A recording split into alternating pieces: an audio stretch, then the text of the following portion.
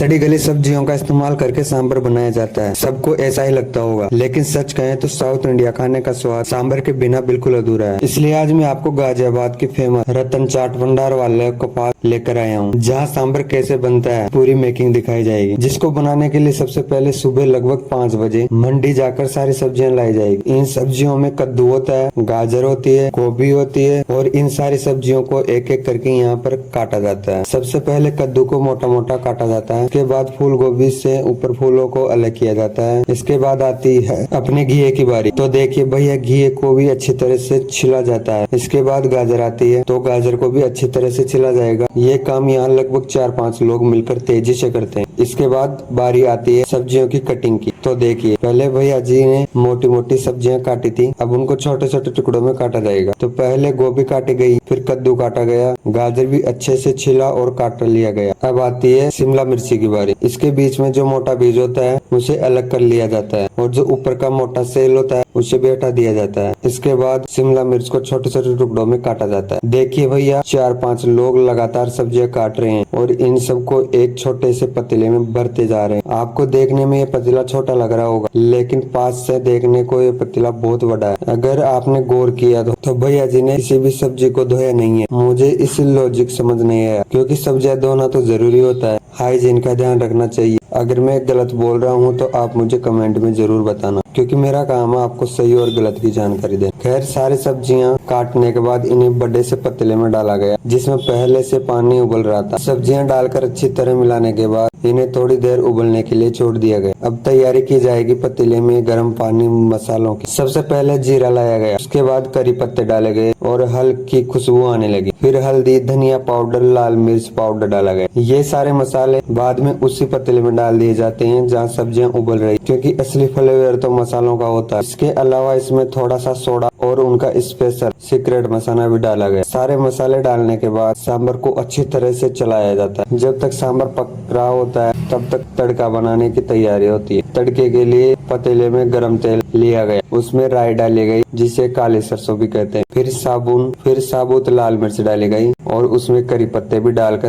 बढ़िया सा तड़का तैयार कर लिया गया। सांभर में खट्टापन लाने के लिए इसमें इमली का पानी भी डाला जाता है। तो देखिए भैया जी ने इमली के मसल कर अच्छे से धोया है और उसका पानी निकाल कर इस सांभर में डाल दिया। अंत में सांभर को अच्छे से मिलाकर पकने दिया गया और फिर सर्व किया गया। मैंने खुद सांभर टेस्ट करके देखा, भाई सफाई का तो पता नहीं, लेकिन स्वाद लाजवाब। फॉलो जरूर करना।